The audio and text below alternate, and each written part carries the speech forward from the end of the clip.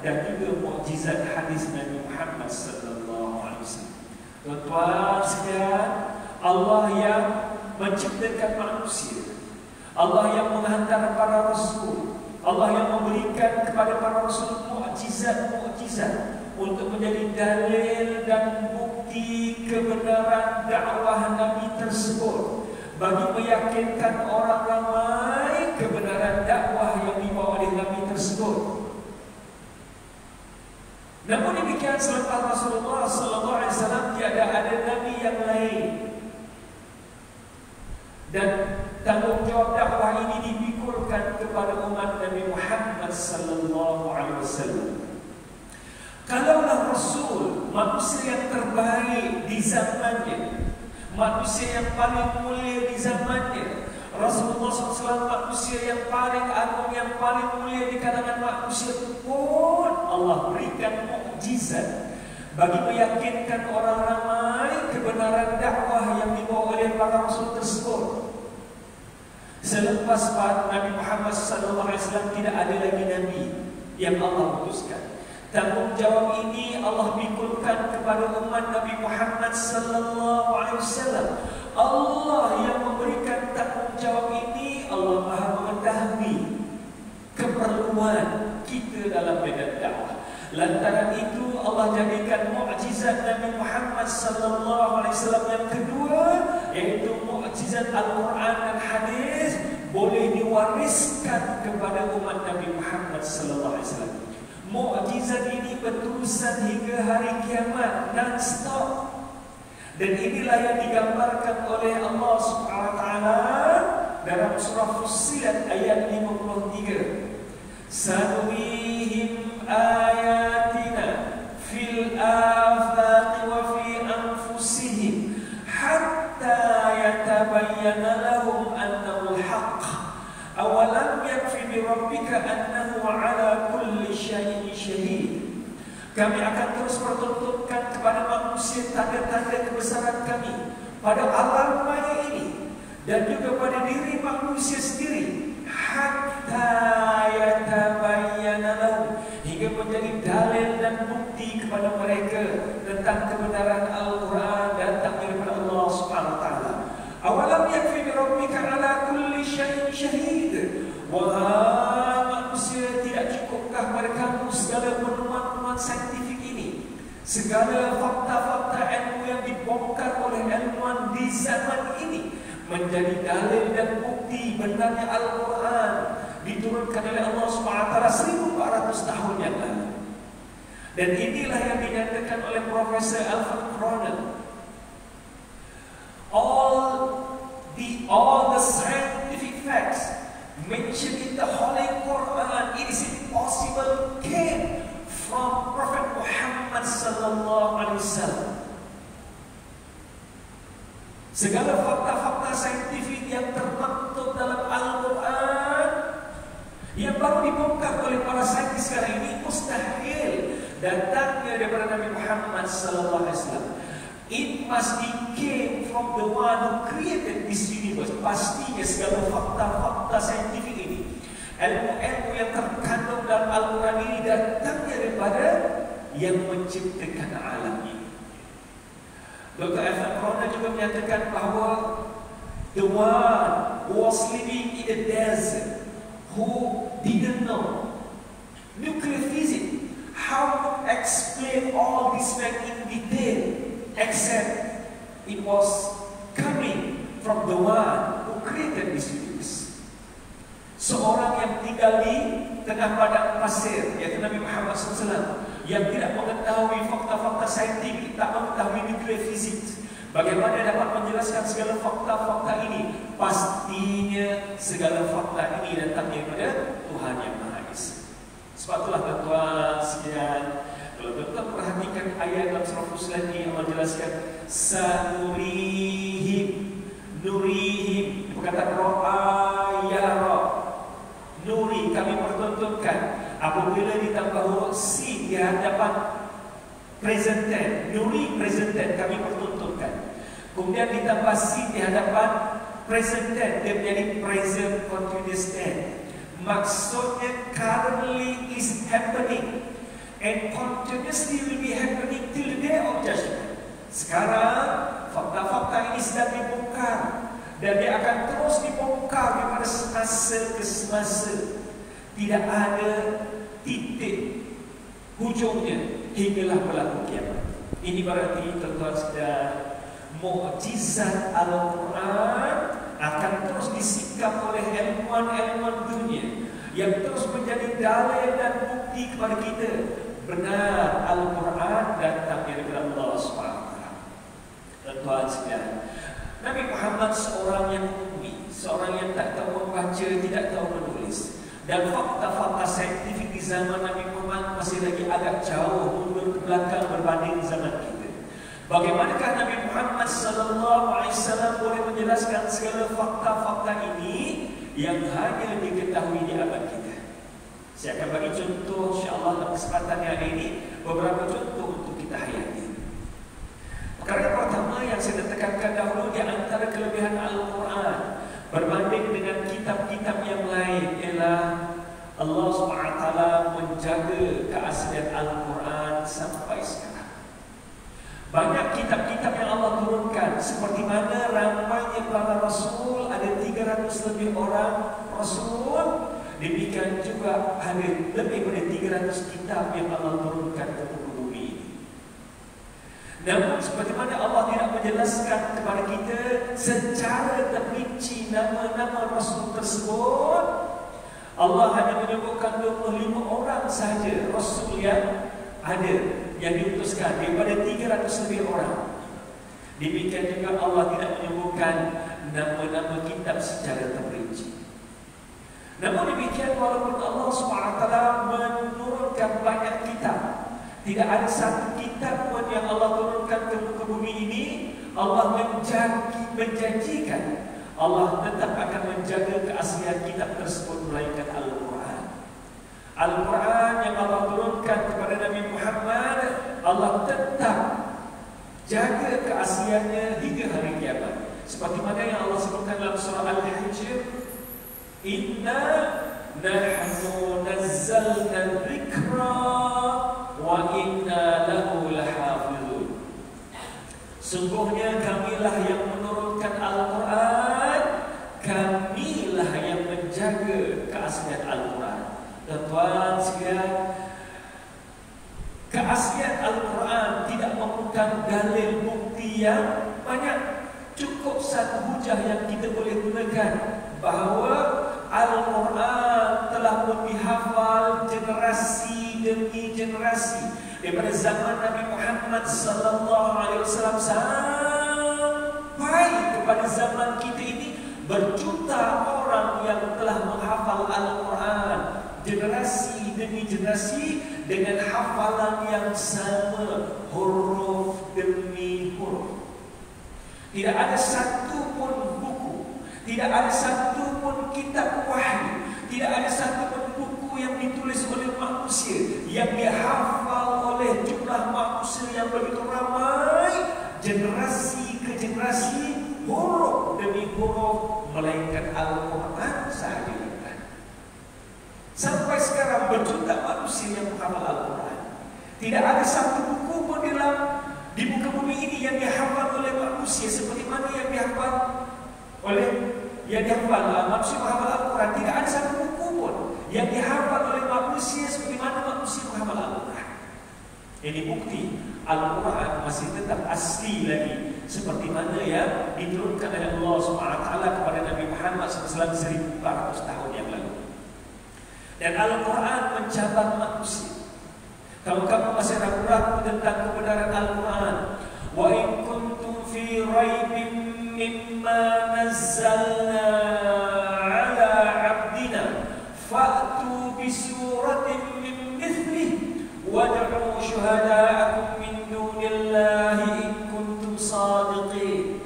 Wahai manusia, andai kata kamu masih ragu-ragu mimma nazzalna ala 'abdina, tentang Al-Quran yang kami turunkan kepada hamba kami Nabi Muhammad sallallahu alaihi wasallam, fa'tu bi suratin min mithlihi, bawa satu surah yang dapat menandingi kehebatan Al-Quran. Wad'u syuhada'akum min dunillahi in kuntum shadiqin, dan bawalah saksi-saksi kamu yang boleh membantu kamu untuk mengadakan satu surah, satu kitab, satu surah saja yang dapat menandingi kehebatan Al-Quran. Saya berallah SWT in kuntum sadiqin, sekiranya kamu benar dengan dakwaan kamu. Fa'in lam taf'alu walan taf'alu, fa'in lam taf'alu, seandainya kamu tidak mampu melakukan. Profesor Dr. Wahab Az-Zuhaili dalam menafsirkan ayat ini, fa'in lam taf'alu, sekiranya kamu tidak mampu untuk melakukan, kataan fa'in lam maksudnya the effort being done before to challenge the Holy Quran. Ada usaha yang telah dilakukan sebelum ini untuk menandingi kehebatan Al-Quran. Namun Allah SWT menjelaskan, فَإِنْ لَمْ تَفْعَلُوا وَلَنْ تَفْعَلُوا, sekiranya kamu tidak mampu untuk melakukan. Walan, lan dalam bahasa Arab maksudnya forever. You will never ever, ya, forever you will never ever. Kamu sampai bila-bila tidak akan mampu untuk menandingi Al-Quran. فَإِنْ لَمْ تَفْعَلُوا وَلَنْ تَفْعَلُوا فَاتَّقُوا النَّارَ الَّتِي وَقُودُهَا النَّاسُ وَالْحِجَارَةُ أُعِدَّتْ لِلْكَافِرِينَ. Andai kata kamu tidak mampu melakukannya, dan sampai bila-bila kamu tidak akan mampu untuk melakukannya oleh itu wahai manusia, takutlah kamu kepada api neraka Allah SWT yang disediakan untuk orang-orang kafir, di mana bahan bakarnya adalah terdiri pada manusia dan juga batu-batu. Subhanallah. Ini janji Allah SWT, sampai kiamat manusia tidak akan dapat menandingi kehebatan Al-Quran. Betul sekalian. Contoh yang pertama saya nak bawa hari ini, penemuan yang cukup menarik, yang cukup menakjubkan. Mana-mana negara yang menghantar angkasawannya ke angkasa akan menelan belanja berjuta ringgit. The first astronaut Malaysia, the first astronaut Malaysia, Dr. Sheikh Muzaffar, negara kita membelanjakan berjuta ringgit untuk menghantar beliau hanya ke angkasa, bukan sampai ke bulan, tak? Baru sampai ke angkasa. Negara membelanjakan berjuta ringgit, bahkan berbilion ringgit untuk menghantar astronot sampai ke bulan. Angkasawan pertama China pada tahun 2003 bernama Yang Liwei. Yang Liwei dihantar ke angkasa oleh negara China. Dan sewaktu beliau berada di angkasa, berada di dalam kapal angkasa ini, tiba-tiba beliau mendengar suara yang menakjubkan. Beliau mendengar suara bunyi ketukan. Suara bunyi ketukan macam orang ketuk ini. Suara amat kuat, bunyi ketukan. Dan beliau mencari di mana-mana sumber suara ini. Suara amat jelas, bunyi orang mengetuk, bunyi seperti ketukan. Dan akhirnya beliau mendapati suara ini datang daripada salah satu bintang. Dan bintang ini sifatnya sentiasa berketuk, bunyi ketuk. Pada tahun 2003 apabila beliau turun ke bumi ini, ada temu ramah yang disiarkan secara langsung dalam BBC.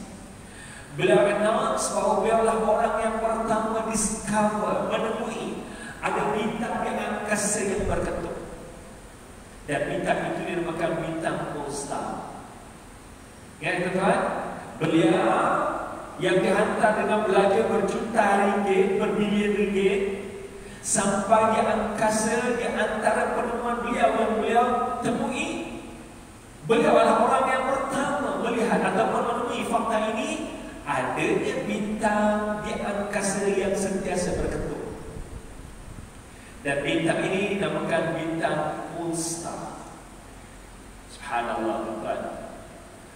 Tuan-tuan telah membaca Al-Quran lama. Saya yakin tuan-tuan dah baca ayat ini. Dan sebahagian tuan-tuan telah menghafal ayat ini. Tetapi mungkin kita tidak dapat nak sinkroniskan, kita tak dapat nak katakan, kaitkan dengan fenomena yang ada. Sehinggalah Yang Liwei menemui fenomena ini, di mana Allah Subhanahu wa taala menjelaskan dalam surah At-Tariq, was-samaa'i wat-tariq wa ma adraka mat-tariq an-najmu ats-tsaqib. Was-samaa', Allah bersumpah dengan langit, demi langit, wat-tariq, dan demi bintang Tariq. Setengah-setengah terjemahan dia tak terjemahkan Tariq, dia hanya sebutkan bintang yang berketuk. Ada yang menerjemahkan demi langit dan demi kegelapan malam. Tetapi kata bahasa Arab taraqa maksudnya mengetuk, seperti mana dalam syair bahasa Arab, taraktul baba hatta kalamatni falamma kalamatni kalamatni. Syair ini indah dalam bahasa Arab, tapi bila diterjemahkan dalam bahasa Melayu dia dah jadi cantik. Kalau tuan-tuan yang faham bahasa Arab, tuan-tuan nampak rhythm bahasa, penggunaan perkataan yang cukup cantik, ya. Perkataan kalamatni itu ada mempunyai makna yang berbeza-beza. Sebab tu diulang berkali-kali dengan makna yang berbeza-beza. Saya ulang balik. Taraktul baba hatta kalamatni falamma kalamatni kalamatni. Kalamat diulang, ya.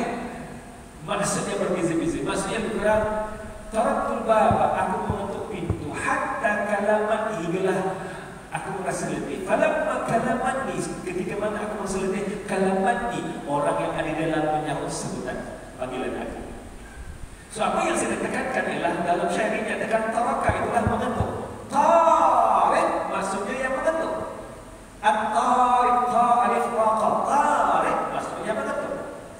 Dan uniknya dalam surah ini Allah bersumpah was-samaa'i wat-tariq. Tariq maksudnya kat sini bintang yang mengetuk. Bukan bintang diketuk, bintang yang mengetuk, sifat yang mengetuk. Was-samaa'i wat-tariq, dan demi langit dan juga demi bintang yang mengetuk. Wa ma adraka mat-tariq, tahukah kamu apakah itu bintang yang berketuk? An-najmu ats-tsaqib, dia adalah bintang yang menembusi cahayanya. Menembusi cahayanya. Tuan-tuan sekalian, perkataan pertama yang saya tekankan sini adalah perkataan Tariq. 1400 tahun yang lalu Nabi kita Muhammad sallallahu alaihi wasallam melalui lisan Nabi Muhammad Allah menyampaikan wahyu kepada kita semua. Melalui lisan Nabi Muhammad SAW adanya bintang yang berketuk, sifatnya berketuk. Was-samaa'i wat-tariq, dan Allah ulang balik perkataan Tariq, wa ma adraka mat-tariq, tahukah kamu apakah itu bintang yang berketuk? Subhanallah, 2 kali Allah ulang. Kemudian Allah memberikan sifat yang kedua, at-tariq ini, cahayanya yang tajam menembusi. So poin yang pertama saya nak tekankan ialah bintang yang sifatnya berketuk yang hanya ditemui oleh seorang astronot Cina pada tahun 2003 apabila beliau dihantar ke angkasa. Beliau mengesan adanya bintang yang berketuk yang hanya di-discover, yang hanya ditemui pada tahun 2003. Sedangkan Nabi Muhammad sallallahu alaihi wasallam menjelaskan kepada kita 1400 tahun yang lalu. Siapa yang beritahu Nabi Muhammad perkara ini? Bagaimana Nabi Muhammad boleh menjelaskan kepada kita perkara ini? Subhanallah. Bukankah ini bukti apa yang dijelaskan oleh Allah Subhanahu wa taala Al-Quran, wa ma yantiqu 'anil hawa in huwa illa wahyu yuha. Nabi Muhammad tidak bercakap ikut hawa nafsu, melainkan wahyu daripada Allah Subhanahu wa taala. Ya, Nabi Muhammad pernah naik ke angkasa waktu Mi'raj. Tetapi itu dalam bentuk mukjizat. Bagaimana perkara ini tentang bintang berketuk ini Nabi Muhammad pun tak explain detail dengan kita. Sehinggalah astronot Cina yang lebih menjelaskan pada dunia adanya bintang yang berketuk. Subhanallah. Ini salah satu mukjizat saintifik Al-Quran. Al-Quran menjelaskan 1400 tahun yang lalu wujudnya di angkasa bintang yang berketuk pada tahun 2003. Fenomena ini, fakta ini baru ditemui oleh seorang astronot di Mesir. Kemudian poin yang kedua, ayat yang ketiga, ya, An-najmu ats-tsaqib. An-najmu ats-tsaqib, bintang yang bersinar tajam menembusi cahaya. Tuan-tuan sekalian, cahaya, semua cahaya menembusi kegelapan. Sebab sifat cahaya bergerak laju. Cahaya bergerak 300,000 kilometer sesaat. Sesaat. Kalau tuan-tuan ingat lagi anak-anak kita yang belajar sains lah, pergerakan cahaya ini 3.0 kali 10 ganda 8 minit per second.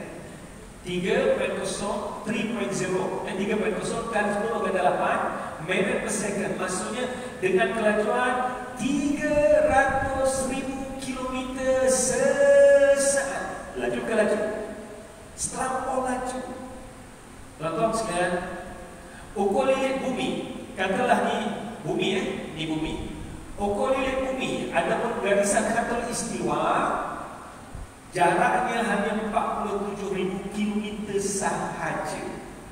Garisan khatulistiwa 447,000 kilometer sahaja. Ini berarti cahaya yang bergerak dengan kelajuan 300,000 kilometer sesaat dapat mengelilingi bumi 6 kali dalam 1 saat. Cuba tuan-tuan bayangkan, 6 kali dalam masa 1 saat. Subhanallah, terlalu laju. Sebab itulah tak boleh dalam peristiwa Isra dan Mi'raj, Nabi Muhammad boleh menerobos sampai ke Sidratul Muntaha dalam masa hanya 1 malam. Pergi balik, pergi naik ke atas dan turun.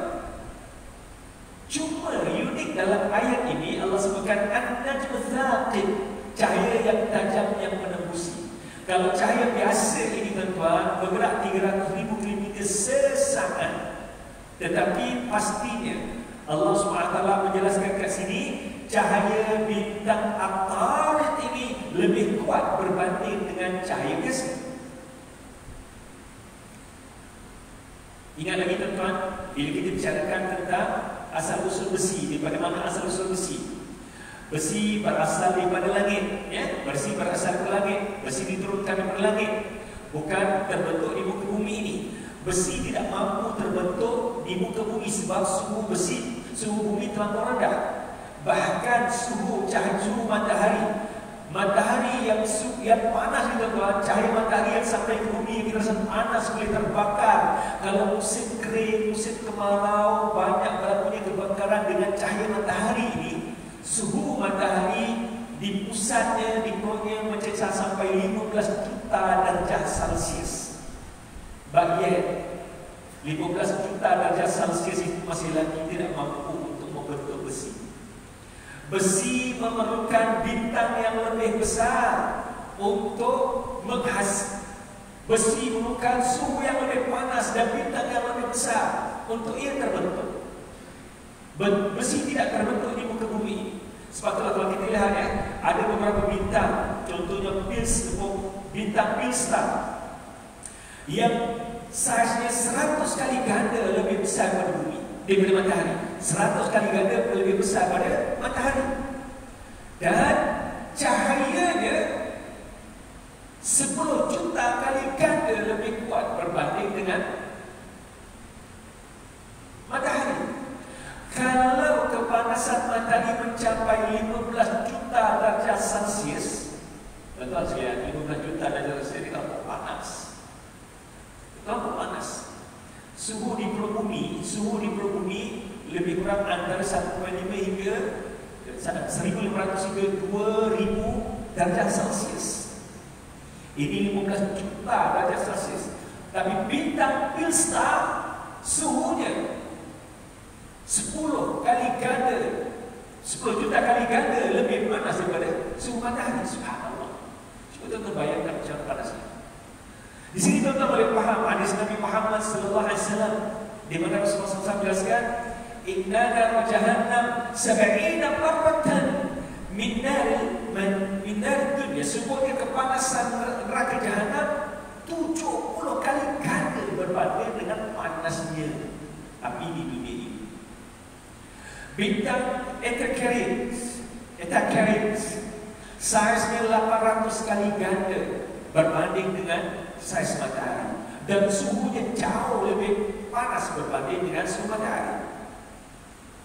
Bintang Milky Canis, bintang Milky Canis, saiznya 2000 kali ganda lebih besar berbanding dengan matahari.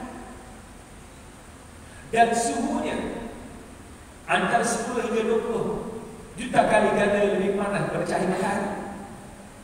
Black hole yang baru dapat dicerap gambarnya pada 19 April 2019. 19 April tahun 2019 gambarnya baru saja dapat dicerap.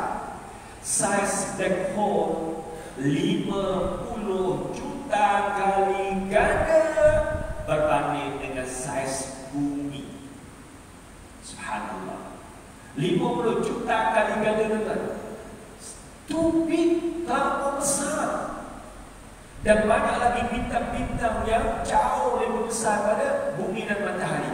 Kalau tuan-tuan pergi umrah, pergi haji, jangan lupa di Madinah, di Masjidil Nabawi ada satu tempat panggil Museum Asmaul Husna. Masuk museum ini, tengok, dia ada tunjukkan tentang alam astronomi. Dia tunjukkan bintang-bintang yang jauh lebih besar dari matahari. Bintang yang paling besar yang dikisah oleh ahli astronomi sekarang nak banding dengan matahari, matahari hanya satu titik dia kata. Dan nombor bintang yang besar, matahari satu titik. Contoh yang mudah lah tuan-tuan. Kalau kita ambil kawasan ni pasal Gombak kan, kita ambil wilayah Gombak, kita zoom, kita ambil lah gambar daripada angkasa Gombak. Tuan-tuan yang berdiri dekat Gombak ni, wajah tuan-tuan nampak tak? Tubuh tuan-tuan nampak tak? Tak sampai satu titik pun, betul tak? Seperti mana kita tak nampak coronavirus di angkasa apabila kita zoom, ambil gambar Gombak aja tuan-tuan, tubuh tuan-tuan yang berada di Gombak tak nampak langsung pun. Nak gambarkan kecilnya kita berada di Gombak. Demikian juga nak gambarkan kecilnya matahari dengan bintang-bintang yang lain. Namun demikian apabila Allah SWT sebutkan An-Najmu Thaqib, bintang yang menembusi kegelapan, maksudnya cahaya bintang At-Tariq lebih kuat, lebih powerful, lebih laju berbanding dengan cahaya biasa.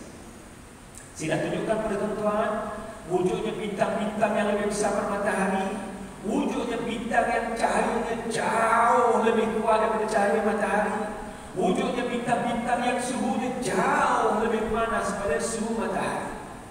Dan apabila Allah SWT bicarakan tentang At-Tariq, An-Najmu Thaqib, bintang yang menembusi, maksudnya cahayanya cahaya yang luar biasa yang dapat menembusi kegelapan malam, bukan seperti mana cahaya biasa.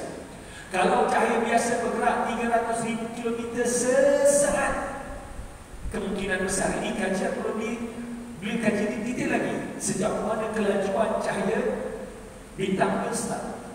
Cahaya matahari nak sampai ke bumi mengambil masa 8 minit. Tuan-tuan sekalian, cahaya bergerak 300,000 km sesaat. Apabila matahari mula bersinar, tuan-tuan nampak sinaran matahari. Matahari mula terbit sampai ke kita. Bila kita nampak matahari terbit, sebenarnya matahari dah terbit 8 minit yang lalu. Bila tuan-tuan nampak matahari tenggelam, sebenarnya matahari telah tenggelam 8 minit yang lalu. Sebab cahaya matahari nak sampai ke bumi mengambil masa lebih kurang 8 minit. Itu pun dalam distance yang tidak begitu jauh, dengan kelajuan 300,000 km sesaat. Bagaimana Sidratul Muntaha yang jauh, begitu jauh, jaraknya berapa jauh? Allah alam. Namun demikian, apabila Allah perintahkan malaikat untuk turun ke bumi, sebatas bila dia sampai, begitu batas dia sampai ke muka bumi ini. Ini berarti malaikat yang Allah ciptakan daripada cahaya nur, pergerakannya jauh lebih laju berbanding dengan cahaya biasa. Di sini tuan-tuan boleh bayangkan bagaimana Allah describe adanya bintang yang cahayanya lebih laju daripada cahaya biasa. Saya ulang berkali-kali supaya kekal dalam minda tuan-tuan, cahaya biasa pergerakannya selaju 300,000 km sesaat. Dan cahaya ini ada banyak jenis cahaya. Malaikat juga dijadikan daripada cahaya. Malaikat juga dijadikan daripada cahaya. Pelita kita juga mengeluarkan cahaya. Lampu neon mengeluarkan cahaya. Lampu minyak tanah mengeluarkan cahaya. Namun kadar kuasa yang berbeza-beza yang ada pada cahaya tersebut. Yang Allah gambarkan bahawa kadar kelajuan atar bukan hanya sifat bintang ini berbentuk, tetapi Allah gambarkan ia mempunyai kelajuan yang cukup hebat dan sinaran cahaya yang kuat. Taruhlah beberapa bintang yang saya sebutkan tadi, Eta Carina, Pearl Star, Weavite Venus, cahayanya jauh lebih kuat, suhunya jauh lebih panas matahari, dan kita dapat faham bahawa bintang Aqarib ini cahayanya lebih kuat, cahayanya lebih panas daripada matahari. Dan apabila kita dapat fahami malaikat yang dicantikkan oleh Allah SWT daripada cahaya yang telah membawa Nabi Muhammad Mi'raj ke langit, Isra dan Mi'raj ke langit, di mana setiap langit di antara langit dengan langit itu jaraknya lebih kurang 500 tahun perjalanan. Namun demikian bagaimana Allah SWT boleh membawa Nabi Muhammad SAW naik ke langit dalam masa satu malam turun dengan kenderaan khas, iaitu Buraq. Buraq berkata barqun adalah cahaya yang pastinya cahaya ini jauh lebih hebat daripada cahaya biasa. Malaikat Jibril dan malaikat Mikail yang bersama dengan Nabi Muhammad SAW Mi'raj ke langit, ya, dengan distance yang begitu jauh sampai ke Sidratul Muntaha.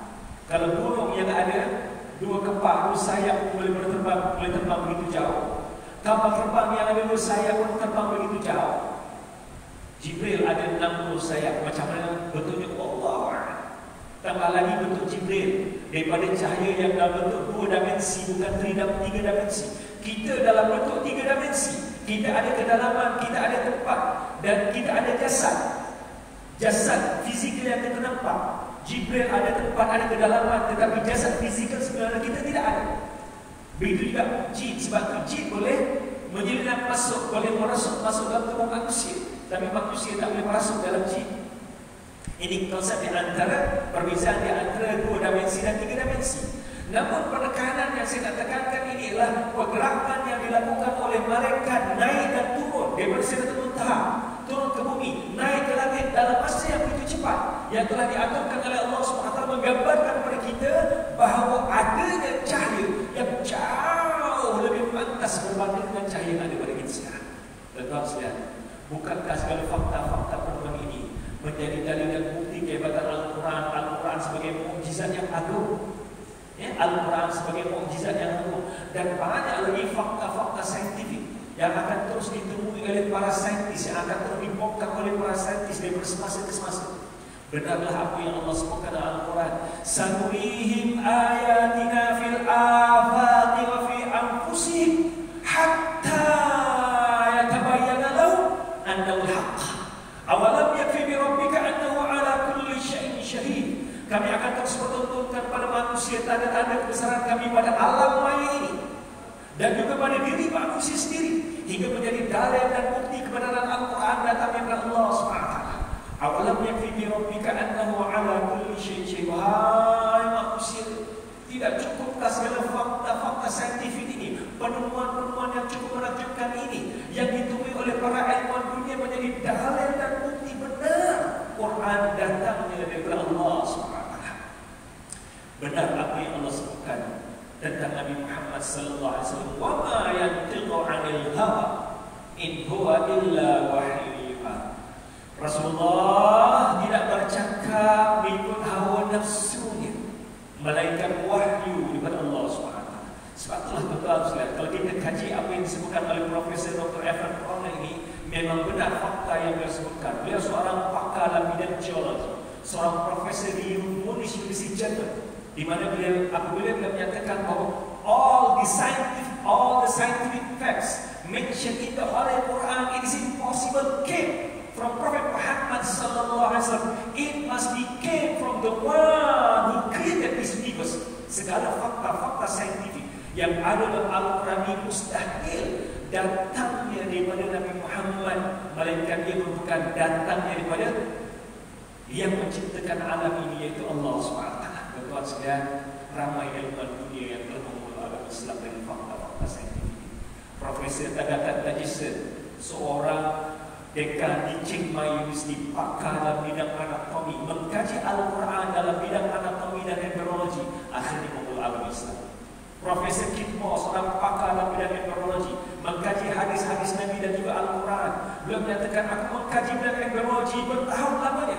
Bagaimana seorang yang buta huruf Muhammad boleh menciptakan fakta-fakta yang cukup hebat di alam embryologi ini? Pastinya dia diajar oleh Tuhan yang menciptakan alam. Akhirnya Profesor Kit Moss memeluk agama Islam. Ini dah lepas kan? Di antara contoh mukjizat agung Al-Quran, mukjizat yang paling hebat yang dimiliki oleh Nabi Muhammad, yaitu mukjizat Al-Quran dan hadis yang menjadi panduan untuk kita semua, menjadi pedoman untuk kita semua. Moga-moga kita dapat jadikan Al-Quran sebagai panduan hidup kita. Moga-moga kita jadikan Al-Quran sebagai murid kita harian. Kajilah Al-Quran, dalamilah Al-Quran. Dan saya akhiri tazkir hari ini dengan mengetik kata-kata ayah Iqbal, ayah Allamah Iqbal. Iqbal seorang pujangga Pakistan. Ayahnya berpesan, Iqbal, iqra Quran ka'annahu unzila ilaikal an. Oh Iqbal, read the Holy Quran. It is revealed to you right now. Wahai Iqbal, bacalah Quran seolah-olah dia diturunkan kepada kamu sekarang.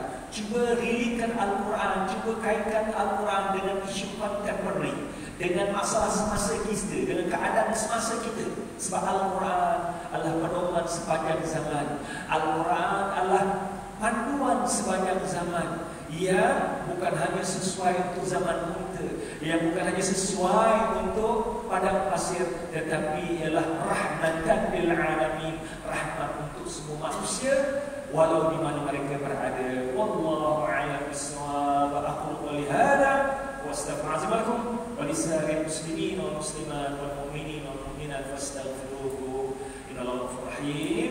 Assalamualaikum